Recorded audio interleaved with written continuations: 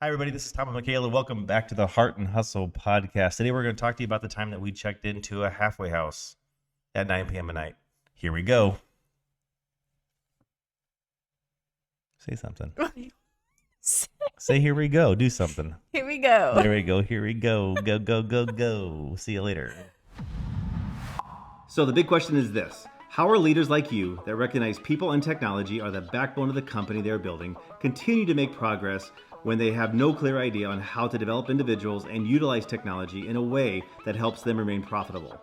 That is the question, and this podcast will give you the answers. This is Tom and Michaela, and welcome to the Heart and Hustle podcast. Anyhow, you know Anyhow, you just started with anyhow. I did start with you anyhow. You can't start with anyhow. Yeah, start with like, this is stupid. That's usually what I start with. Okay, let's start again. No, we'll just keep that in there, Haley. We'll see what happens here. So you remember when this pandemic started? Wow. Yes. Yeah, about a year ago. You remember that call we got from that nonprofit in Lincoln? We got several calls from several nonprofits We in did. Lincoln. We got several calls from several nonprofits in Lincoln. The one that I remember was, it was crazy. You know, all these ladies, we'll leave it there, were inside of what we call more of a transitional living house home, many around our local community inside Lincoln here. And they were all stuck. A lot of them lost their jobs. A lot of them lost, quarantined. Some were, quote unquote, had COVID. They were sick. They were just stressed. What do we do? We get this call, remember that we had to provide them some sort of medium to communicate with. They have their Zoom meetings for their therapy sessions, their meetings with their counselors, or meetings with friends and family, because imagine being quarantined and not being able to speak to friends and family. And you're going through therapy, you're going through special situations in which you are literally trapped. And not only being able to communicate with your friends and family, but literally having nothing to do. I mean, how many TVs have we bought over the last year?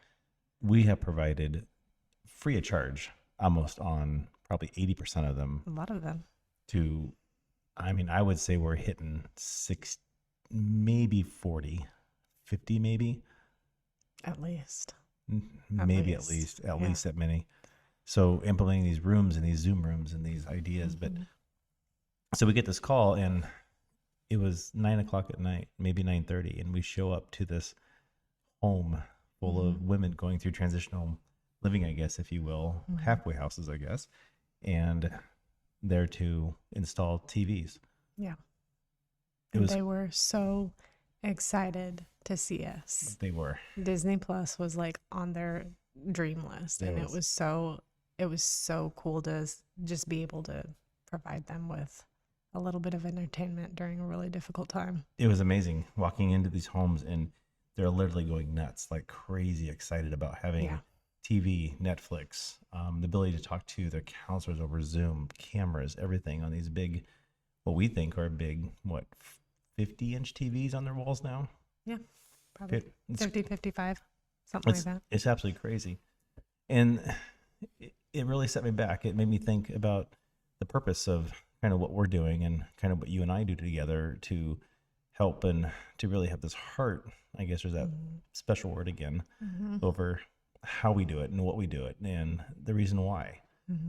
Well, that's ultimately why I think you started Soaring Group, was because of that heart, because of, you're not just in the IT field. No. That's not what you're here for. Never. Because IT is IT. I mean, there's several IT companies out there and several IT companies that do great work, but you have this passion to really, individually help these individuals on different levels, from CEO to that woman in a transitional living unit.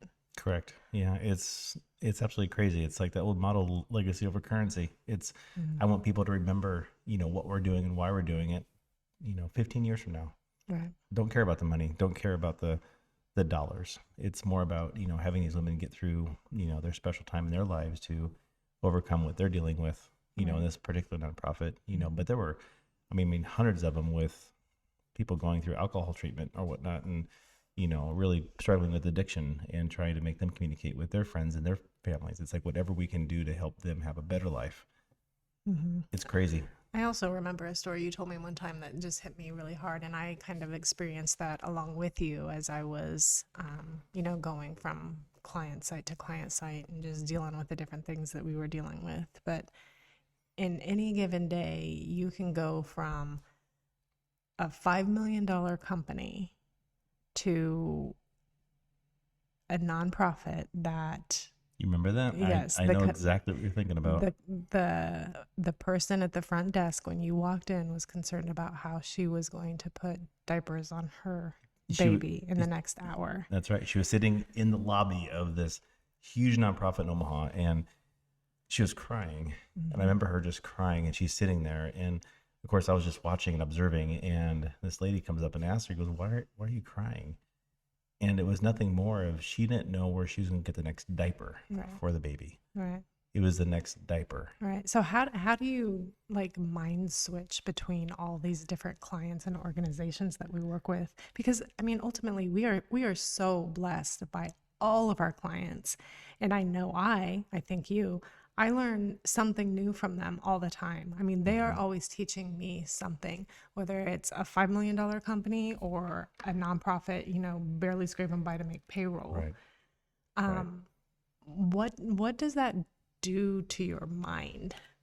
It really doesn't, me personally, it really doesn't do much to my mind. It's, that 2 hours later from that lady that was having a hard time putting a diaper on her baby, I was in, I consider West Omaha, and working with a client I've worked with for, 15 years now, maybe just about 15 is the 15th year. Pretty high end optical place. And their biggest concern right now is, staying alive, making payroll for their staff, making sure that they can sell the needed optical eyewear in which they specialize in which they're providing just a huge value and services to the clients that they serve. And for me to shift, it's really the same thing. It's, it's not about putting one over the other. It's having that need, when you work with the doctor or you work with the facilities on that level, they're really trying hard to provide for the community to have the best eye care and eyewear that they can, the brands that are available to it. But 2 hours earlier, it was about that lady that couldn't put that diaper on that baby. And to most people, it would see like, one may be better than the other, but in my mind, it's not. It's really about the need of the client or the customer and what their biggest issues are that they're overcoming. So you really got to look past that, in my opinion. How about you? What goes through your mind when you see that? Can you delineate between the two, or do you struggle? No, I don't really struggle. I think it goes back to kind of our mission. No matter what our clients are doing, no matter where they're at in life and who they're serving and what they're doing, our goal is to help them grow. And so I just have that outlook on it. And I mean, every industry we deal with is different, and we have a lot of variance in the clients we serve, the size, the industry. And so it is a mind switch just because you're dealing with so many different types of industries. And I know for me, I mean, there's a lot of the same generalities, but there's different regulations, different compliance, different, for every industry. Right. There's a lot of things that are the same, but you just have to think about how they're functioning operationally and how, what their organizations are like, what their structure is like, what their culture is like. And it's a shift from every organization that I work with. So yeah, I think the biggest bend for me when we hit the pandemic was, as we work with, a pretty large handful of banks, financial institutions, people that are heavily regulated against, in my opinion, people in black suits will show up and do audits on them and say, hey, listen, you are or you are not doing certain things right. You are or you are not compliant. And they get written up. They get written up hard to the point where, it's that negative score on them really impacts their business. Well, for years, on some of these banks for 10, 15 years, we have spent to do nothing but secure these networks and secure these environments to make sure that nobody can connect in remotely. Nobody can work from home. It's pretty locked down. Nobody has access to all this stuff. Nobody has these abilities to remote in and possibly, quote unquote, hack the network or whatnot. And then on one Tuesday, everything changes. Everything changed. Everything goes out the window, and everybody says, I need access, and I need access now. Yeah, it was crazy. And that's where I think we struggled as a company. I mean, my goodness, we, as you know, Soren Group, this is not a plug for our company by any means, but, we're flat rate. We're an all you can eat buffet over anything IT. So Right. it's tough for us, So we have people that are working, geez, in my opinion, 24/7, trying to provide Yeah, access all to the get time. these employees to be able to go home and write loans and get access to their documents and get access to their email and get access to these environments, and really circumventing every rule that we created for them Right. over the past 10 years Just to be prior, able to survive. just to be able to survive, Yeah. and then do it in such a way that we have to now justify to these people in black suits that show up Yeah. why we're doing this and how we're doing this and everything else, and still provide that level of security and continuity inside their business to help them grow. Yeah. And I think we were okay with it. I think at the end of the day, we did a fairly decent job. I think so. I hope our clients felt that way, but When we do our reviews with them, I've gotten some pretty positive feedback. We've still passed the audits. We've had to justify a few things, but at the end of the day, we've done a good job. But even like you, when you deal with all the HR stuff with clients, and we've had this conversation, not for this podcast, but for others, but this whole exempt employee now working from home. How do we do that? How do you address that? And, there's been numerous issues, but at the end of the day, you have to overcome them in this environment. But hopefully this pandemic is ending soon and hopefully these mandates are going to go away. the mandates might go away, but we're still dealing with a lot of companies and a lot of employees who, they've discovered and proven over the last year that they can work from home. And I think employers and employees, not all the way across the board, but there's a mix of people who want to stay at home. And, some of the employers are okay with that and some of the Right. employers are not. So it's going to be another shift to get back to normal Right. or not. What is normal? What is normal anymore and what will continue to be the norm. It's going to be interesting to see how all that plays out, because I know when we went to Arizona, we were in the airline we were in line waiting for our rental car, and we were just chatting with 3 somebody hours, by who the way. No was thanks to Thrifty, but yeah, for sure. we won't go there. We were just chatting with people in line while we were sitting there waiting, and this sweet lady that we were talking to about what she does, IT on the East Coast. Yep. She's like, I can work from anywhere I want. I can work from my living room. I can work from the beach. I can work from anywhere. And I've been doing it the last year, and I'm not about to go back. Okay, I wonder how her employer feels about that. Right. So I think we have a little bit of that going on all around the nation. Yeah. It'll be interesting to see how things play out. I think a big impact is going to be too, like you said, the employers allowing people to work from home more often and deal with that. Because at the end of the day, that's always been a struggle for, how do you hold people accountable? How do you hold people, to their task and to get their job done and their duties done? And all of a sudden we're thrusted into that. Right. And I think the world's different. I think this entire world is different on how we work, how we communicate at work, what we do and what we don't do. And, I think it's super, in some sense, super positive. I know we feel the difference sometimes with our local folks that work locally with us. We miss them. We miss seeing them every day. And but we also have a few remote employees too. And complete trust, adore them. I think they're wonderful people, and just know them on a little bit of a different level. Yeah. It feels a little distant. Sometimes it's nice to just sit in the same room and It is. see them face to face. Yeah. This is, us personally here with our company. We can't talk for others. It's very difficult, I think, sometimes. But what do you think they think? Do you think that they have to try harder as an employee, being a remote employee, versus someone that is local here? Do you think that they have to kind of be on their game a little bit more to kind of prove themselves? Do you see that at all? I have my opinion, but I want to hear yours first. I think it depends on the person and their commitment to the company. I think, you'll always have your, I'm going to do what I can to skate by and just get through the day. But I think you also have those people who are really engaged and want to stay involved and want to be involved. And Right. I think for those people, sometimes it's a little bit difficult because you are distant. You are not as connected. You can't look them in the eye on a daily basis. And I would think that would be a little bit tough. You have to make yourself heard in different ways. Yeah, I feel like I have a very similar relationship between those that work here and work remote. But then again, too, I'm always gone too. Right. I was going to say that's I'm a not here little a bit lot. different because you're on the road and traveling all the time. So your communication with the people here is often very similar to the communication with the people in Tennessee. Yeah, So the person. person. There's only one Yes. person in Tennessee. We have multiple remote people, but only one in Tennessee. You know, with all the storms there, hopefully he knows how to swim. I know. He said it was bad last week. Did he? I didn't hear. So it's amazing. So back to kind of where we started at the beginning, we were talking about being up late at night, just installing TVs so people could have a little bit of entertainment while they were completely locked down 24/7. And not even the entertainment. The entertainment is a piece of it. That was a big piece of it for a lot of the ladies there. I think for that home it was. I think the other ones were more of, meeting with the counselors because they were at a point where they couldn't meet with their counselors face to face. They could not be in the same room with them. They had to be quarantined. So, but the house that we were in that one night, when we recall, was a home that was entertainment. They had almost nothing.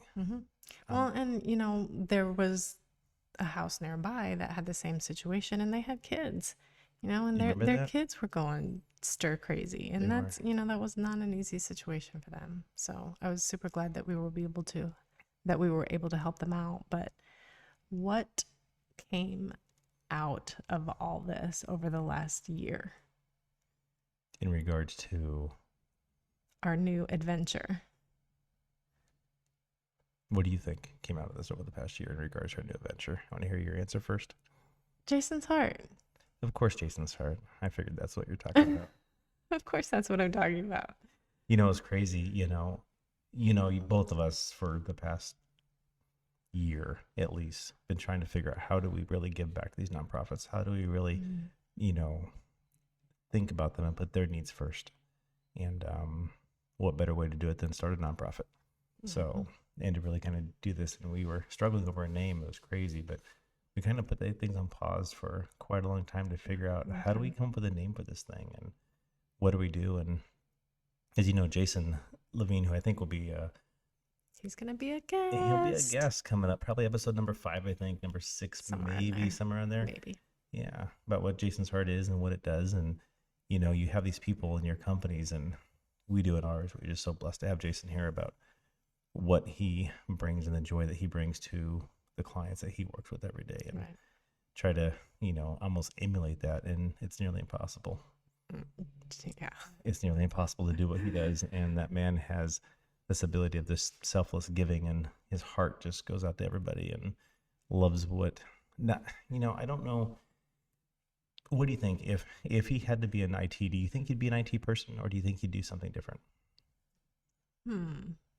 Jason, I think maybe he'd do something different. I think he would too. I think he enjoys technology. I think he likes it. But ultimately, it comes down to Jason wanting to help people. It's all that it is, people. And he wants to help people that help people. Yes. So it's not about just helping people in general, but he loves to work with people that helps people. So think of those companies out there that actually help people. And he loves to help those people help other people. And it's all about his heart. And we've said it for years, Jason's heart. And I think when that day in December, I forget the day. I was sitting at a coffee shop. Remember this? Working. Yes, I was sitting at a coffee shop working, waiting for my next meeting or something like that. And you were texting me back and forth, and you're like, you want to start another company with me? I'm like, oh boy, here we go. Here we go. Like, what is this idea going to be? Not the car wash one this time. Not the pizza place either. Not the pizza place. Yeah. We almost bought a pizza parlor here in town. Maybe a year ago, a year and a half ago, and that was just for a short quick minute. Yeah, quick minute. Yeah. So I'm bracing myself because I know it's going to be big, and I'm like, okay, what's happening? My world is going to get turned upside down again. And you told me it was a nonprofit, and you told me the title, Jason's Heart, and there was no doubt. No doubt. Yes, 100% yes. Let's do this. And it was a perfect name. And Jason was freaked out. Yeah, we told Jason, and I think he's still freaked out. He is still freaked out. He's still freaked out. He's still freaked out. Yeah, but it's amazing. We're all freaked out, really. We don't know what we're doing. And it's nothing that I can say. It's nothing that you can do. It's nothing that we can speak about. It's hard to even write it. But until people meet Jason and know who he is and see that Aurora, is that the name? Or Aura? Aurora is a city. Yes. Is that where your dad was born, Aurora? No. That's where I was born. That's where you were born. Yes. Aurora, Nebraska. Yeah. Your dad was born in what? Kearney. Mm-hmm. Kearney. Yeah, it's crazy.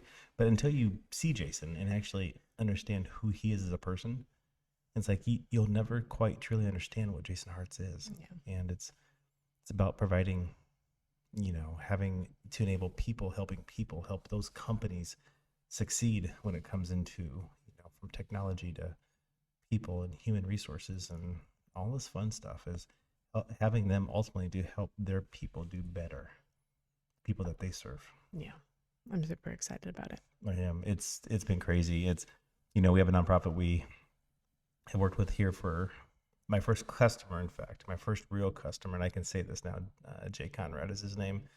He's been a client with me since, I think, 1997. I met him. Mm-hmm. 1997, that is correct. And he is my first nonprofit leader that's officially retiring this year after all these years. And I've been with him through almost his entire tenure, this entire process.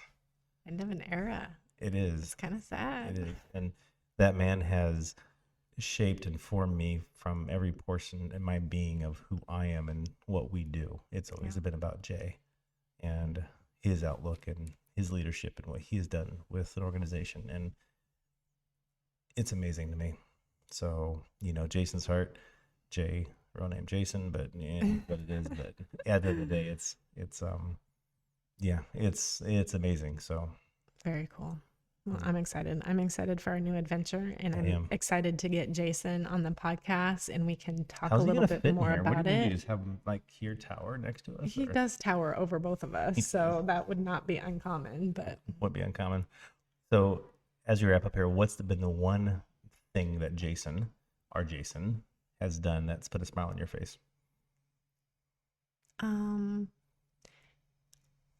Oftentimes, if he's having a rough day, if he knows it's going to be stressful, and we've had a lot of stressful days over the last couple years, he just takes a deep breath and he says, "It's going to be a good day. It's going to be a good day." And just his positive outlook, even when he's struggling, just his positivity and his gentleness and his kindness, it blows me away. It humbles me. It makes me think, if only I can just be a little more like him. Makes you feel guilty sometimes, doesn't it? A little bit. Yeah. I think one story from Jason that I have is he was lying. Now, how he told it may be a little bit slightly different, but how I interpreted it was he was lying there in bed one morning and he hears chainsaws or something going in the background from his window, from his bedroom. And he jumped up and he thought, my neighbor's cutting down trees. I didn't know I can make some snowmen. Yes, he was trying to figure out how to make Christmas gifts for his clients. And he's done it for a couple of years. And his friends and family. Absolutely. Yeah. And Haley, hopefully we can put up a couple images here and here, or maybe here or something of those snowmen. It's unbelievable. And to this day, we walk into some of these nonprofits around our community and we see them, inside these 911 centers everywhere. That are 50, 60 miles west of us. You walk in there and they're sitting there on the tables. Yep. And people have no idea what they're from or where they're even from. And they see this little wooden snowman in there. Sometimes they're up all year long. They are. Yeah. Ours are up. Yep. We keep them up. Paige has still one on her desk, I think. She does. Yep. Is there still one in the kitchen too? I put that away. Put that away. Shh, don't tell Jason. No, it'll come out next year. We'll have a whole family of, maybe he can make all different sizes so we can have a mom and a dad and a couple kids and a dog snowman or something. Yeah, it already is kind of a little family, but like ours, you can always add to it. So it's crazy. Okay, so before we go here, one last thing. Podcast number 2 was filmed prior to us going to Arizona. Yes, it was. Podcast number 3 is definitely after we've been back from Arizona. Yes. Best memory of the trip between you and I. Best memory of the trip on your mind. Lake Powell. Lake Powell. It was gorgeous. It was beautiful. It was I relaxing. think you drove the boat more than I did. I think maybe I did. You did. It was good. It was a good time. It was a good time. How about you? Even though it was a 4-cylinder, I think, do it on 125 down the highway up to Page, Arizona. Yeah, that was fun. That was fun. Just for a quick minute. Just a second. Just a second. We made sure there were no other cars in sight. No. Don't tell our sheriff's offices. No. Don't tell them. Maybe the speedometer. Maybe it was kilometers per hour. No. It was pretty quick. It was quick. It was quick. It was fun. Anyways, wonderful. Okay. You know, the one thing we did figure out too before we go here, probably 30 to 40 more episodes of this podcast titles. Some crazy ones out there too. Yeah, the plane trip was like a quick brainstorming session of all the interesting things we've come across over the last 5, 10, 15 years. So it'll be fun to kind of individually. Yeah. It'll I be haven't fun known you to for talk 15 about years. Oh, for sure not. No, not at all. We've had a lot of different experiences. We have. Yeah, it'll There be you good. go. Well, let's wrap this up. Thanks for watching, everybody, or listening, depending on what platform you're on, and we super appreciate it. And catch you guys later. Bye.